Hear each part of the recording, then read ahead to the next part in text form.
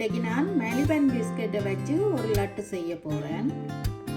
அதுக்கு முக்கியமானது நான் கச்சான் எடுத்திருக்கிறேன். அதே மாதிரி டெசிகேட்டட் கோகனட் எடுத்திருக்கிறேன், காஞ்ச தேங்காய்ப்பு, அதோட டின் மில்க் எடுத்து வச்சிருக்கிறேன். வாங்க இது எப்படி செய்கிறேன்னு பார்ப்போம். முதல்ல இந்த பிஸ்கெட்டை சின்ன சின்ன நான் உடைச்சி எடுத்துட்டு ஒருக்கா அரைச்சி எடுக்க போகிறேன்.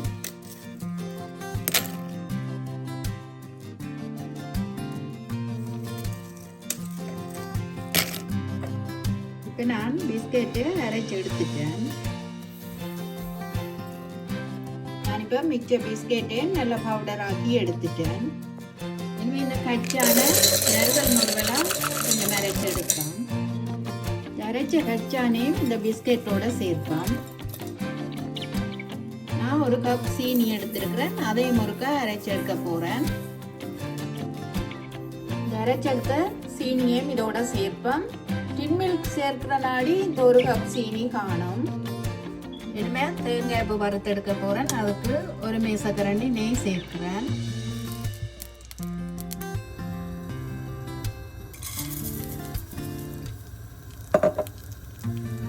தேங்காய்ப்பூவை ஒரு பொன்னிறமாக வறுத்தெடுப்போம்.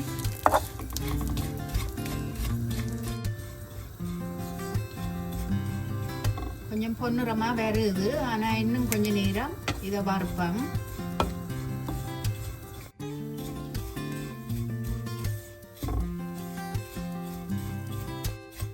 இப்போ தேங்காய்ப்பு வறுவட்டு நல்ல பொன்னிறமாக வந்துட்டுது. இனிமே நான் இதோட டின் மில்கை சேர்க்க போறேன். இதோட ஒரு மேசக்கரண்டி வெனிலா சேர்ப்பேன்.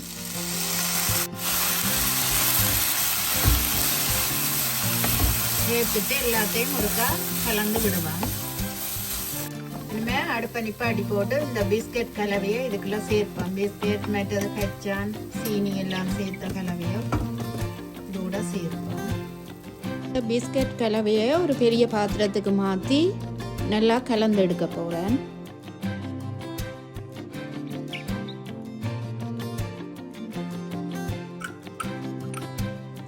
இதோட கொஞ்சம் உப்பு சேர்த்துட்டு அதோட கொஞ்சம் ஏலக்காயும் சேர்ப்பேன். ஒரு டீஸ்பூன் அளவு சேர்த்துட்டு எல்லாத்தையும் நல்லா கலந்து எடுப்பேன்.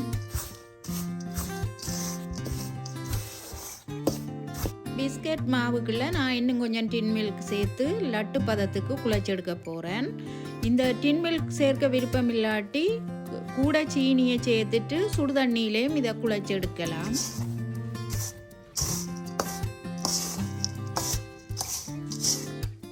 இப்போ லட்டு பதத்துக்கு குழைச்செடுத்துட்டேன். கொஞ்சம் நெய் ஒட்டாமல் இருக்கிறதுக்கு சேர்த்து நல்லா குழைச்செடுப்போம். இதை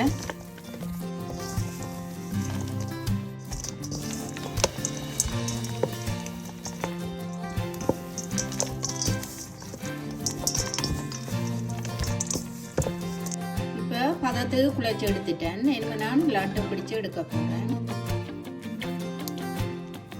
இனிமேல் கலந்தெடுத்த இந்த பிஸ்கெட் மாவை நான் அளவான உருண்டையாக பிடிச்சு எடுக்க போகிறேன்.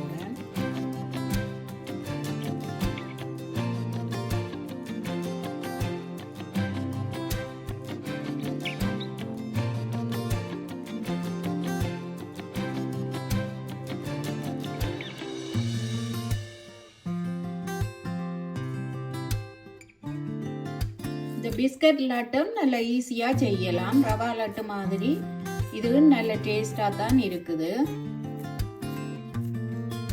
நான் இப்போ பிஸ்கெட்டை வச்சு நல்ல சுவையான லட்டு செய்து எடுத்துட்டேன். உண்மையிலேயே இந்த தேங்காய்ப்பு வறுத்து போட்டது நல்ல ஒரு வாசமாக இருக்குது. நான் இந்த லட்டை செய்யறதுக்கு 400 கிராம் பிஸ்கெட் எடுத்தேன். நான் அதுல எனக்கு 25 லட்டு கிட்ட வந்தது. ரவா லட்டை விட இந்த லட்டை செய்யறது நல்ல ஈஸி. இந்த லட்டை சின்ன பிள்ளைகள நல்லா விரும்பி சாப்பிடுவின. ஏனெண்டா பிஸ்கெட்ல செய்த நாடி நல்ல ஒரு டேஸ்டா இருக்குது. நான் இந்த பிஸ்கெட்ல செய்த லட்டு உங்களுக்கு பிடிச்சிருந்தா எங்களோட சேனலுக்கு ஆதரவு தாங்க. நன்றி.